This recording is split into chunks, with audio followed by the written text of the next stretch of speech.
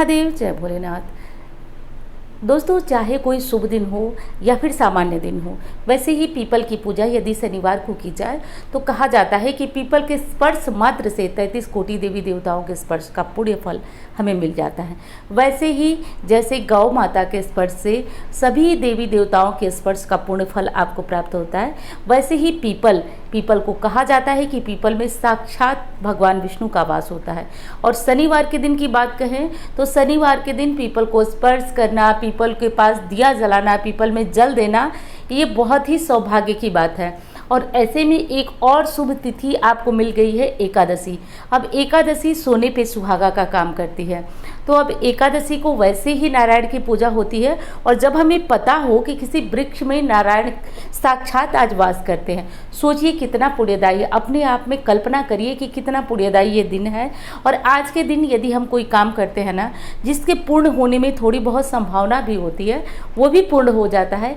क्योंकि हमारे जो हिंदू धर्म में है उसमें देखिए, जब भी विवाह हो, शादी हो, मुंडन हो, जनेऊ हो, क्यों कहा जाता है कि शुभ दिन देखिए, शुभ तिथि देखिए?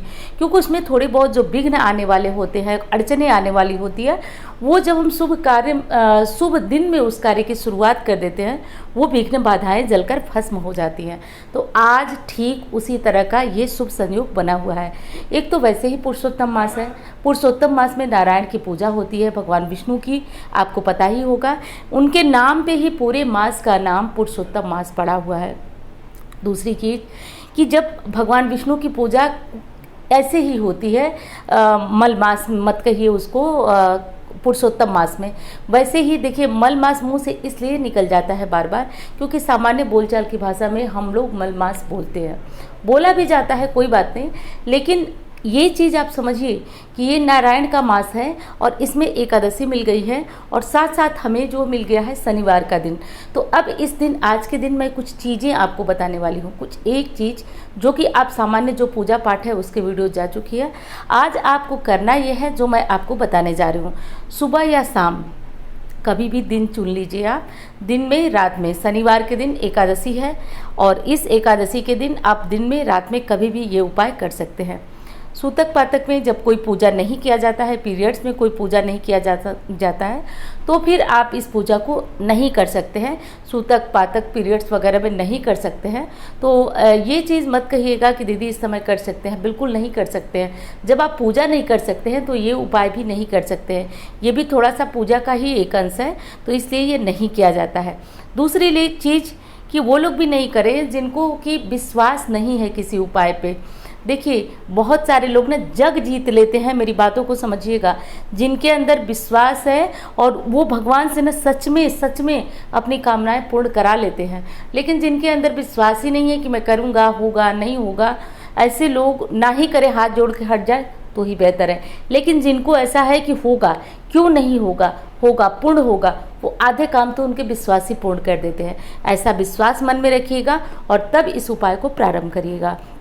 दोस्तों, एक चीज़ कहना चाहूँगी, वीडियो अच्छी लगे तो एक लाइक अवश्य करिएगा, चैनल को भी साथ साथ सब्सक्राइब कर लीजिएगा, क्योंकि इस तरह की जो उपाय की वीडियो होती हैं, या फिर हमारा भी जीवन बिल्कुल आपकी तरह चलता है, कभी हमारे घर कोई आ गया, कभी तबीयत ठीक नहीं है, तो वीडियो जो है थोड़ी लेट जाती है। तो ऐसे में यदि आप मेरे उपाय अच्छे लगते हैं, मेरी बातें अच्छी लगती हैं, मेरे वीडियो से आपको फ़ायदा हो रहा है, सबसे बड़ी चीज़, हर कोई किसी के साथ जुड़ना तभी चाहता है जब उसको फ़ायदा होता है। फ़ायदा हो रहा है तो साथ में जुड़ जाइए, चैनल को सब्सक्राइब कर लीजिए, क्योंकि इस तरह की चीज़ें जब आपसे छूटती रहेंगी तो निश्चित रूप से आपको किसी भी चीज़ का लाभ नहीं मिल पाएगा।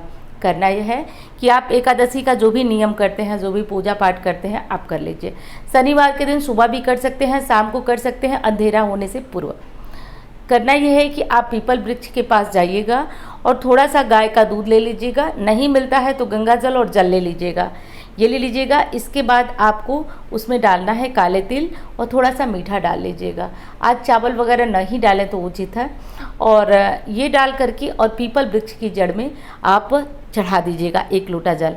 इसके बाद अब क्या करना है, जल तो हमारा चढ़ गया, अब दूसरे नंबर पे भगवान को भोग समर्पित करना है।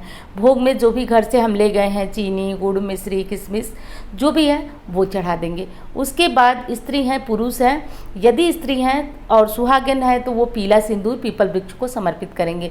लड़कियां हैं तो पीला चंदन लगाइए, रोली लगाइए, और पुरुष हैं तो पीला चंदन जरूर समर्पित करिए। एक चीज़ आप लोग अपने मन में बैठा के रखिए कि पीपल में साक्षात नारायण का वास होता है। मैं क्या, आप क्या, हमारे शास्त्र कहते हैं, गीता में कहा जाता है कि महीनों में मैं अगहन हूँ। भगवान श्री कृष्ण ने स्वयं कहा है कि महीनों में मैं अगहन हूँ, वृक्षों में मैं पीपल हूँ। इस तरह बहुत सारी चीज़ों की विशेषता बताते हुए उन्होंने कहा है वृक्षों में मैं पीपल हूँ। और कई स्थानों पे मिलता है, स्कंद पुराण में, भविष्य पुराण में, कि भगवान विष्णु पीपल में निवास करते हैं, नारायण का वास है पीपल में। तो आज पीपल को दोनों हाथों से स्पर्श आप लोग ज़रूर करिएगा, साक्षात नारायण के स्पर्श का लाभ आपको मिलता है। ये काम कर लीजिएगा। और उसके बाद 7 प्रदक्षिणा, 7 परिक्रमा आप लोग ज़रूर कर लीजिएगा।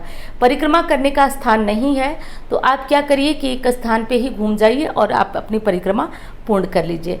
ये चीज़ आपकी हो गई। उसके बाद करना यह है कि जब पूरी पूजा आपकी ख़त्म हो जाए, पूरी पूजा ख़त्म हो जाए तो खड़े हो जाइए और वृक्षराज से अनुमति लीजिए कि मैं आपके जड़ से थोड़ी सी मिट्टी लेने जा रहा हूँ। और एक चीज़ और ध्यान दीजिएगा, मनोकामना नहीं पूर्ण होने में कई चीज़ें बाधा करती हैं। ये तो ये कि आपको ये करते हुए कोई दूसरा न देखे, क्योंकि देखेगा तो टोकेगा और टोकने से वो काम पूर्ण होने से रहा।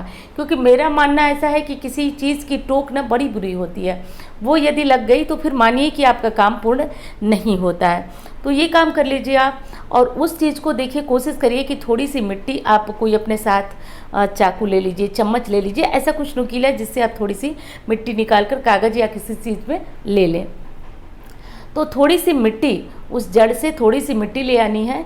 और ये मिट्टी ले आनी है प्रार्थना करके कि ये मैं आपकी अमानत ले जा रहा हूँ, हे पीपल वृक्ष, मैं आपकी अमानत ले जा रहा हूँ। जैसे ही आप मेरा काम पूर्ण होगा मैं आपकी अमानत वापस लौटा जाऊँगा या लौटा आऊँगी। इस मिट्टी को आपको लेकर के कहीं रुकना नहीं है और विशेषकर कोई दहलीज नहीं क्रॉस करना है। यानी कि जैसे महिलाओं की आदत होती है, दुकान से यहाँ से मंदिर से आ रहे हैं तो ये भी लेते चलें, सब्जी भी लेते चलें, दुकान से सामान भी लेते, ये नहीं करना है। आपको सीधे अपने घर की दहलीज लांघनी है और वो ले आकर के जो मिट्टी आपने लिया है आप कहीं उसको मंदिर में भी रख सकते हैं, कहीं भी सुरक्षित स्थान पे रख सकते हैं। और आप एक मनोकामना के लिए एक व्यक्ति एक ही बार ये काम कर सकता है। और दोबारा, पहले भी मैंने इस उपाय को बताया था, बहुत लोगों को लाभ हुआ था। तो जो लोग वो चाहते हैं वो कल के दिन इस उपाय को दोबारा कर सकते हैं। या फिर पीपल वृक्ष की मिट्टी ला कर रखे हैं और आपको अभी तक कोई लाभ नहीं हुआ तो उस मिट्टी को आप दोबारा ले जाइए, रख दीजिए और दोबारा कल जो है मिट्टी ले आइए। ये बहुत इफेक्टिव उपाय है, बहुत तेज असर करता है। और रोज़ इस मिट्टी को थोड़ा सा धूप दीप आप दिखाते रहिए, जो मंदिर में आप पूजा करते हैं उसी में। तो इसीलिए अच्छा है कि मंदिर में रखिए और ऐसे स्थान पे न रखिए कि आने जाने वाला या घर का कोई सदस्य आपसे बार बार पूछे कि इस डब्बे में क्या है, इस पैकेट में क्या है। ऐसा नहीं होना चाहिए। आप कहीं फोटो के पीछे कहीं भी रखिए, सुरक्षित रखिए, धूप दीप दिखाते रहिए। और जैसे आपका काम पूर्ण हो जाता है, प्रतिदिन धूप दीप दिखाइए। आप जैसे पूजा करते हैं, कभी 10 दिन के लिए कहीं चले गए, 5 दिन के लिए कहीं चले गए तो कोई दिक्कत नहीं है। लेकिन आप यदि घर पे हैं तो ये काम करते रहिए। और ये ध्यान रखें कि ये मिट्टी कहीं खोनी नहीं चाहिए। आप लोग क्या करते हैं कि दीदी खो गई, यहाँ घर बदल रहे थे, ये सब, तो देखिएगा प्लीज़ आप लोग ये गलती मत करिएगा। वो अमानत, मैंने कहा ना पहले, वो अमानत है पीपल वृक्ष की। हम अपना काम पूर्ण होने के पश्चात उस मिट्टी को ले जाएंगे और थोड़ा सा कच्चा दूध ले जाएंगे। पीपल वृक्ष की जड़ में वो मिट्टी और कच्चे दूध से उसको सिराना बोलते हैं। उस दूध मिट्टी को डालेंगे, मिट्टी को वहाँ पीपल वृक्ष की जड़ में रख देंगे, उसके ऊपर से गाय का थोड़ा सा कच्चा दूध डाल के मिट्टी को सिरा देंगे। और उसके बाद हम प्रार्थना करेंगे कि आपने हमारा बहुत बड़ा काम किया। और फिर दोबारा जब कोई ऐसा शुभ मुहूर्त आएगा तो मैं आपको बताऊंगी, तो दोबारा अलग मनोकामनाओं के लिए अलग आप ये काम कर सकते हैं। एक मनोकामना के लिए आप जो है एक व्यक्ति एक ही बार ये काम कर सकता है। दोबारा मनोकामना दूसरी चीज़ मांग सकते हैं। मतलब कई मनोकामनाओं के लिए एक बार में मिट्टी नहीं लानी है, एक बार में एक मनोकामनाओं के लिए ही मिट्टी लानी है। तो ये काम कर लीजिए दोस्तों। और इंस्टाग्राम फेसबुक पे मुझे फॉलो नहीं किए तो कर लीजिए। और यदि कुंडली दिखाना चाहते हैं तो इन नंबरों पे संपर्क कर सकते हैं। देखिए, कई जो हमारी बहनें हैं उनके जीवन में कई तरह की दिक्कतें चलती हैं, जो कि जैसा कि जब मैं फ़ोन पे बात करती हूँ तो एक आध चीज़ें तो एकदम स्पष्ट मेरे दिमाग में बैठ गई हैं।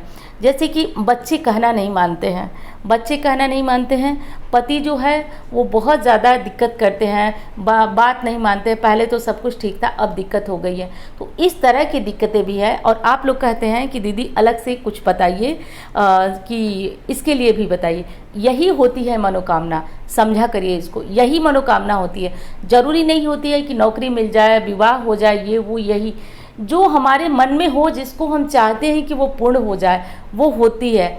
तो उसके लिए आप ये उपाय कर सकते हैं। जैसे किसी बहन को दिक्कत है किसी प्रकार की, क्योंकि बहुत ये शिकायत रहती है, फ़ोन पे बात होती है कि आप तो धन के लिए अक्सर बताती हैं, आप और चीज़ों के लिए अक्सर बताती हैं, लेकिन ये नहीं बताती हैं कि पति पत्नी की बीच नहीं बनती है तो क्या करें।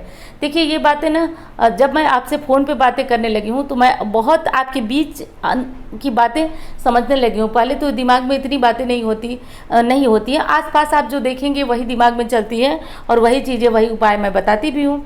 लेकिन जब आपसे बातें होने लगी हैं तो मुझे भी बहुत सारी बातें पता चलने लगी हैं। इसलिए मैं कह रही हूँ कि घर में कोई दुख है, परेशानी है, किसी से भी दिक्कत है, कोई इच्छा है कि वो पूर्ण हो जाए, तो आप इस उपाय को ज़रूर कर लीजिएगा। और दोस्तों, एक चीज़ और कहना चाहूँगी, आपके लिए मैं इतना मेहनत कर रही हूँ, इतना प्रयास कर रही हूँ, तो आप ज़रूर एक लाइक करें। और चैनल के साथ नहीं जुड़ेंगे तो देखिए, आपका बहुत जो है कि कीमती ये उपाय या फिर कीमती जो समय होता है चला जाएगा। जैसा कि कल का शुभ मुहूर्त है, तो फिर अगला कब मिलेगा ये तो मैं भी नहीं जानती हूँ।